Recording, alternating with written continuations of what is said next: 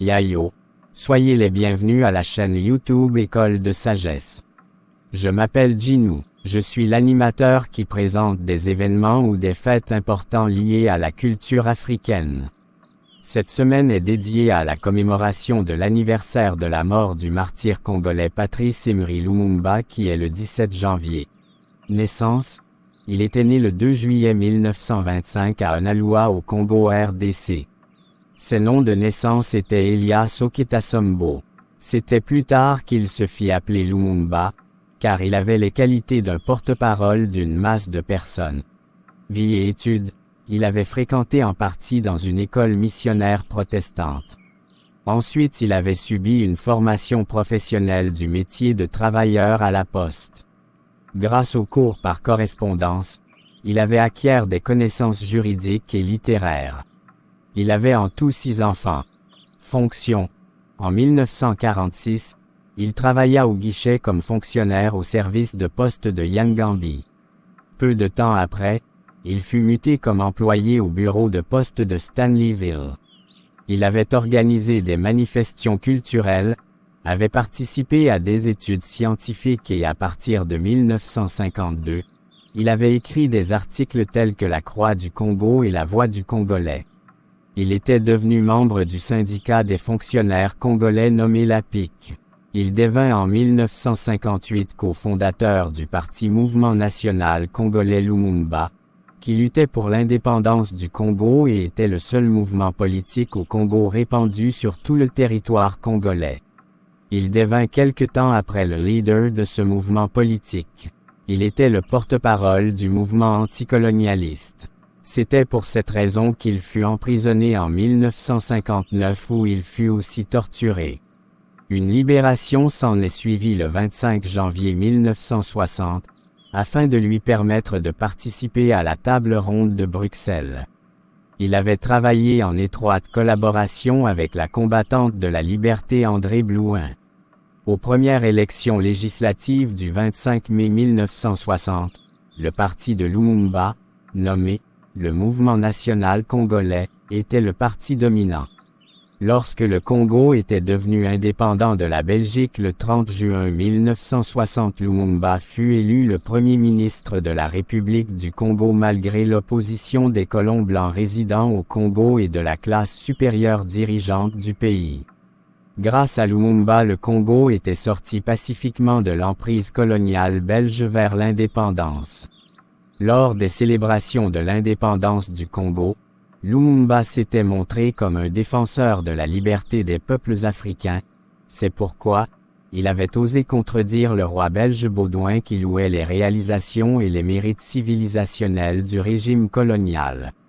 En s'adressant au roi Baudouin, Lumumba avait dénoncé l'oppression, le mépris et l'exploitation de l'administration coloniale belge.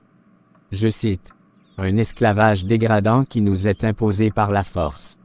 Nous faisions un travail épuisant et devions le faire pour des salaires qui ne nous permettaient pas de conjurer la faim, de nous vêtir ou de vivre dans des conditions décentes, ni d'élever nos enfants comme des êtres chers. Nous connaissons les moqueries, les insultes et les coups qui nous étaient incessamment infligés matin, midi et soir parce que nous étions nègres. Nous avons vu notre pays divisé au nom des lois soi-disant légitimes qui disent en réalité que la loi est plus forte.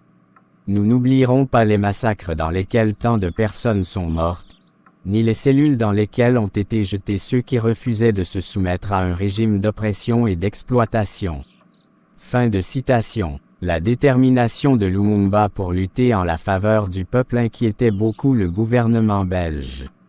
Il le considérait comme un danger car, en tant que socialiste, il voulait nationaliser les riches sociétés minières et de plantation. L'État belge avait manipulé les médias pour salir l'image de Lumumba. La presse belge l'avait qualifié de communiste et d'anti-blanc, ce qu'il avait toujours rejeté. Une caricature d'un journal ouest-allemand décrivait même Lumumba comme un premier ministre nègre. Lorsque Lumumba visita le président américain Dwight D. Eisenhower, il n'avait pas reçu le soutien du président américain, car les États-Unis considéraient Lumumba comme un danger pour les intérêts des entreprises américaines impliquées dans le monopole belge de l'exploitation minière dans la province du Katanga. Quelques semaines plus tard, l'assassinat de Lumumba avait été proposé par des membres des chefs d'état-major intra-armés lors d'une conférence informelle avec des représentants de Central Intelligence Agency, encore appelée CIA, du département d'État et du département de la Défense. Lors de la crise congolaise, Lumumba avait été destitué le 5 septembre 1960 de sa fonction de Premier ministre par Joseph Kasavubu, qui lui aussi agissait sous les ordres des États-Unis et de la Belgique. Le Parlement congolais avait agi un jour plus tard en la faveur de Lumumba en annulant sa destitution. Le 12 septembre 1960, Kasavubu avait ordonné à nouveau la destitution de Lumumba de son poste et ordonna l'arrestation de Lumumba par le nouveau commandant en chef de l'armée qui était Joseph Mobutu, un ancien compagnon de Lumumba. Lumumba avait pu s'échapper à la tentative d'arrestation. Avec la complicité des États-Unis, l'armée de Mobutu avait pris le pouvoir le 14 septembre 1960 à travers un coup d'État. Lumumba était sous surveillance dans une résidence. Le président américain Dwight D. Eisenhower avait ordonné au chef de la CIA implantée au Congo de tuer Lumumba, mais il ne le fit pas. Le 27 septembre 1960, Lumumba avait pu s'échapper de Leopoldville, mais fut arrêté par l'armée de Mobutu à Mweka et emmené le 1er décembre 1960 à Tisville pour être jugé. Grâce à la révolte militaire du 13 janvier 1961 à Tisville, Lumumba et 2 de ses fidèles compagnons avaient pu s'échapper le 17 janvier 1961 à Katanga. Lorsque Mobutu Sese Seko Joseph devint président, il fit arrêter Lumumba et ses 2 compagnons du nom de Joseph Okito et Maurice M. Polo. Mobutu les livra aux autorités de la province de Katanga où ils avaient été enfermés dans une case en forêt.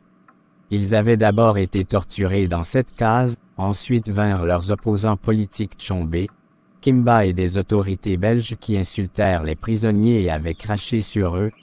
Morts, Lumumba et ses compagnons furent assassinés par les soldats de la province de Katanga le 17 janvier 1961 en la présence des officiers et fonctionnaires belges. Ensuite ils furent enterrés sur place. Pour étouffer le crime, les 3 corps avaient été déterrés quelques jours plus tard. Le corps de Lumumba avait été découpé en morceaux, dissous avec de l'acide sulfurique fourni par une société minière belge, et ces derniers restes avaient finalement été brûlés. Malgré que les assassins de Lumumba et de ses compagnons avaient menti que c'étaient les villageois de Katanga qui auraient tué Lumumba, la plupart des médias étaient convaincus que son opposant politique Tshombe était le coupable de ces meurtres. Lumumba est reconnu comme un leader charismatique et une victime de la lutte pour la libération du Congo de la domination coloniale. C'est pourquoi il est devenu une figure symbolique de la lutte anti-impérialiste en Afrique. Il représente l'espoir et la détermination du peuple congolais face à l'oppression coloniale des Belges et des Américains. Après sa mort, un journal belge intitula le récit écrit sur lui comme suit: La mort de Satan. Peuple noir, à travers cette vidéo, vous découvrez que malgré toutes les formes d'oppression que vous subissez de la part des peuples à peau blanche, votre Dieu agit en votre faveur en suscitant parmi vous des élites pour empêcher que la lumière que vous portez en vous s'éteigne. Portez donc vos regards sur vos élites en tant que témoignage de consolation venant de la part de votre Dieu pour vous consoler et vous relever du joug de vos persécuteurs. Patrice Emery Lumumba a quitté le monde des vivants, mais votre amour pour lui et ses œuvres doivent toujours briller dans vos cœurs. Qu'il soit une inspiration et un modèle pour le peuple noir. Demeurez ferme face à vos adversaires, luttez pour vos droits, protégez-vous dans l'unité y compris vos biens. Sur ce, rendons ensemble hommage à Patrice Emery Lumumba. Merci au Dieu de Patrice Emery Lumumba pour sa vie sur la terre. Merci aux ancêtres de Patrice Emery Lumumba qui, si bien qu'étant des martyrs de la colonisation, avait veillé à l'accomplissement des plans de Dieu pour Patrice Emery Lumumba. Merci à Patrice Emery Lumumba pour ses œuvres sociales en la faveur des victimes de la colonisation en Afrique et de ses œuvres politiques contre l'administration coloniale belge et américaine. Merci à Patrice Emery Lumumba pour sa confiance en soi, sa détermination, sa force et son dynamisme face aux obstacles quotidiens tels que le racisme de la communauté blanche, les persécutions politiques, etc. Merci à Patrice Emery Lumumba d'être un bon modèle et une inspiration pour toutes les générations. Que les luttes de Patrice Emery Lumumba portent beaucoup de fruits, pour que sa mort ne soit pas inutile. Que Patrice Emery Lumumba repose en paix. Cher peuple noir, veuillez partager cette vidéo au maximum à vos contacts pour l'instruction de plusieurs. Et Isso, au revoir.